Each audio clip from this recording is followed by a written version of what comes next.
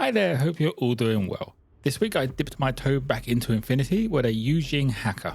For this guy, I'm going to attempt to follow the box art except for the sword. I wanted to spice it up a little bit more with that. To start off, I primed him black and used Hydra green for the small part of the trousers that are visible. If you have any questions, feel free to drop them in the comments below. You can also join Discord using the link in the description, where you can share anything you have been hobbying on, or just hang out and chat. I hope you enjoy the video and find it useful.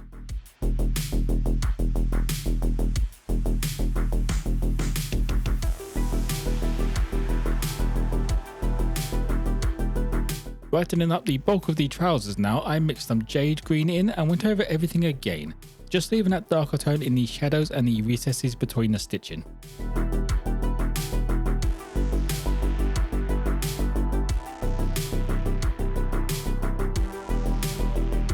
Since this area is so small, it really doesn't take that long to get finished off, but I still want to add a quick highlight with some pure Jade green just over the sharper edges and the tops of the folds.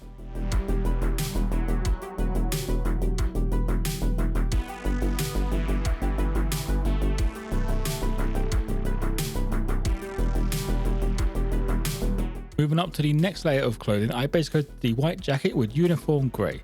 This gets the shadow colouring while keeping the area nice and bright.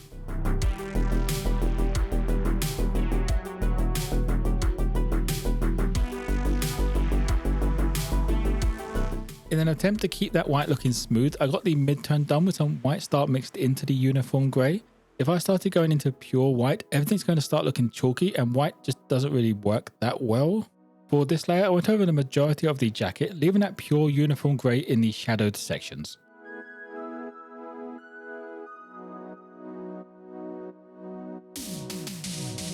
The jacket is then finished off with some more white star mixed in, going over the edges and the upper parts of the folds. You could probably go further and use pure white star, but since this is not the primary colour of the scheme, there really isn't much point in pushing it more than this.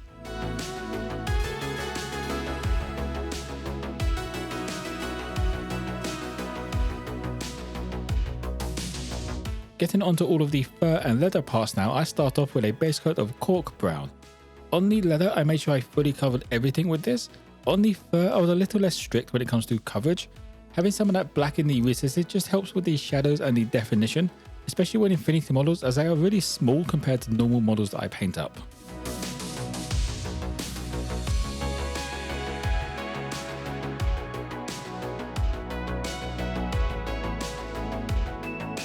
After getting the base coat finished up, I mixed in some skeleton, bone and brought up the mid-tone.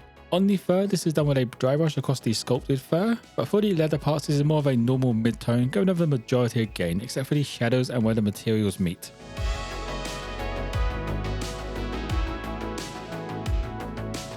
The brightest highlight is just some pure skeleton legion across the tops of the fur parts and an edge highlight across the leather, but only the edges facing towards the light. This step does take it a little bit brighter than I want it to finish, so I grabbed bone wash and went across all of these parts. I won't do wash at this point as I don't intend to use a wash on any other parts of the mini. This just makes it easier. If I make a mistake, I can cover it up without having to actually repaint actual parts of the mini.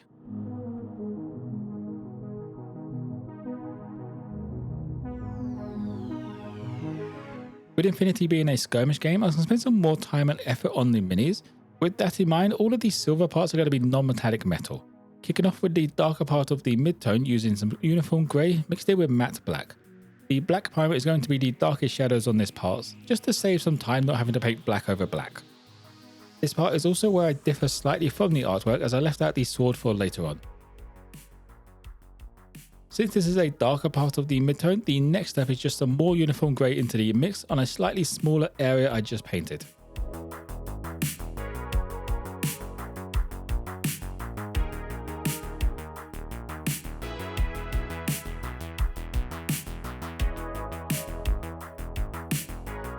Pushing the brightest reflections up, I used pure uniform grey in the centres of the mid-tone I have been building up.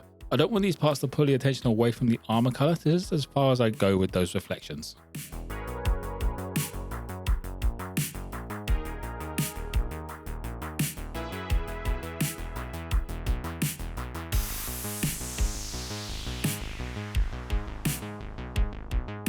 It is now time for the main colour, that is the yellow armour.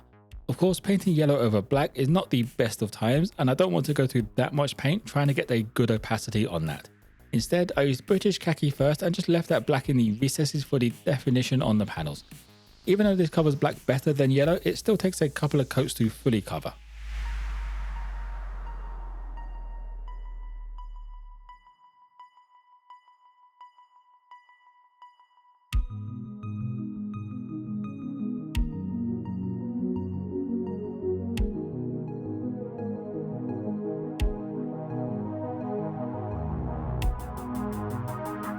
Because the artwork seems to have a bit of a fade on the armor, I mixed some yellow into that British khaki and covered a smaller area towards the top of the mini.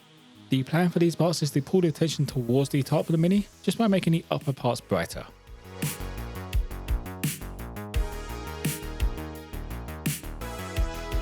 Luckily, this part takes a lot less time compared to the base coating. I suspect that is because essentially I'm just painting a little bit brighter British khaki over the base coat. Keeping that in mind, I mixed in some more yellow and added a brightest highlights. I could have gone up to just yellow, but keeping the mix helps the highlight cover far better and looks a little bit brighter.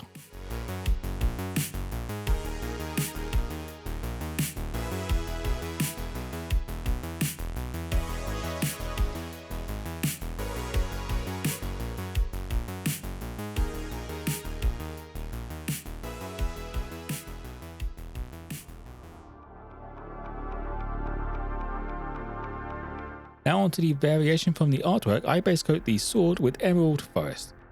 I have seen some Yu Jing models with electric green swords and I want to copy that in case I do a full team of them one day.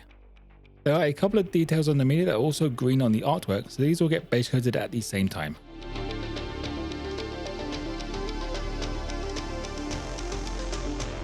For the next step, I mixed in some electric lime and went across the blade, picking out these sections I want the reflections to be on. The placement of the reflections are on the opposite side of each other. I don't know if there's any particular reason for this. I've just seen other people do it and thought it looked good, so I just copied it.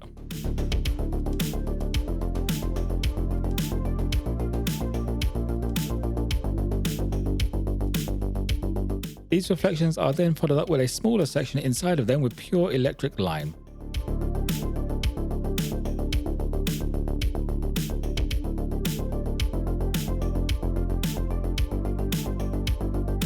Luckily, I have the full set of these colors from Armour Painter, so the next steps are already decided for me.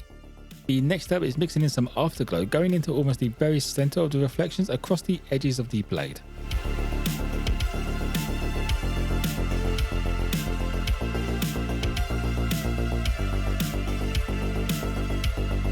Finishing up the sword, I use pure afterglow in the various centers of the reflection, and just another edge highlight, but not quite over the entire blade this time, more towards where those reflections are. On camera, this doesn't show the green tint that much, but in person there's a nice green tint on it. It doesn't actually look as white as it does on camera.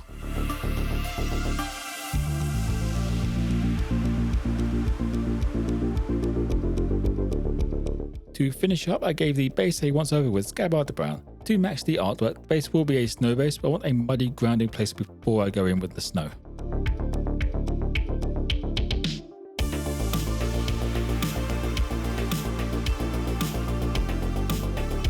And that will be it for the Yu Jing Hacker.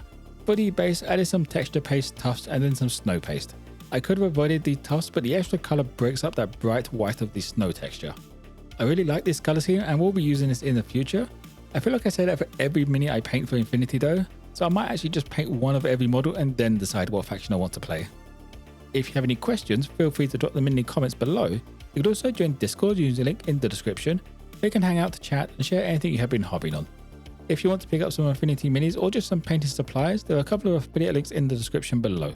I hope you enjoyed the video and found it useful. Don't forget to drop a like and subscribe for more content. Most importantly though, be kind to each other.